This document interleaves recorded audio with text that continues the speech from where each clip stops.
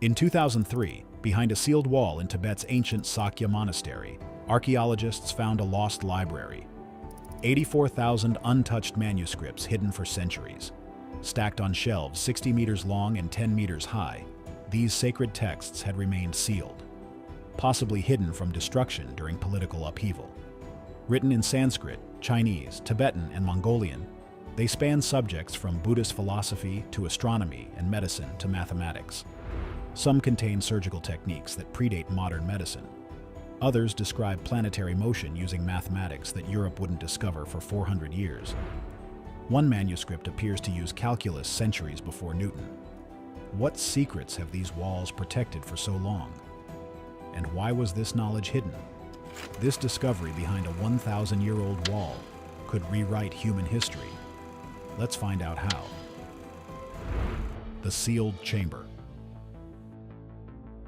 In the spring of 2003, a team of restoration workers led by Tibetan historian Lama Jampa Phuntsok and engineers from the Tibet Cultural Relics Preservation Institute began repairing structural cracks along the southern wall of the Sakya monastery in the Tibetan plateau.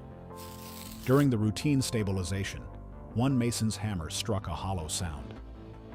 Intrigued, the team conducted a small exploratory drilling and found an empty cavity behind several layers of packed clay and stone.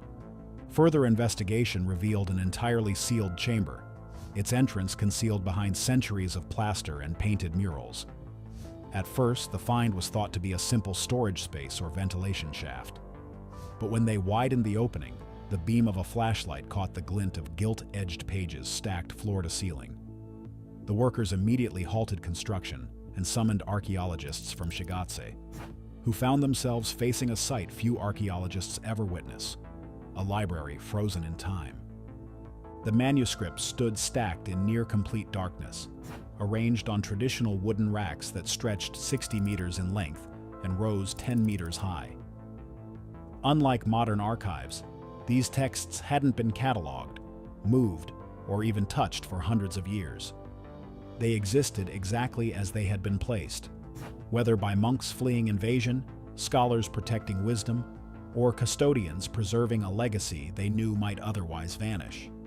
When researchers finally calculated the total, the number stopped them cold: 84,000 manuscripts. The number carried symbolic weight in Buddhist tradition, representing the 84,000 teachings of the Buddha. The precision of the count suggested intentional curation, as if whoever sealed this chamber knew exactly what treasure they were protecting.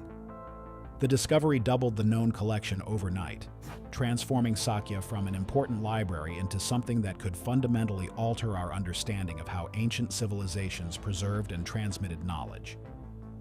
Many of the texts were Buddhist scriptures, as expected for a monastery library.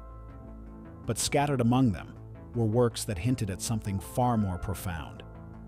Manuscripts on medicine, detailed treatments, and anatomical knowledge that seemed impossibly advanced. Astronomical texts mapped celestial movements with precision that shouldn't exist for their era.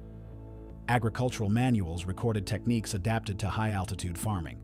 Historical chronicles documented events and dynasties that might otherwise have vanished from memory.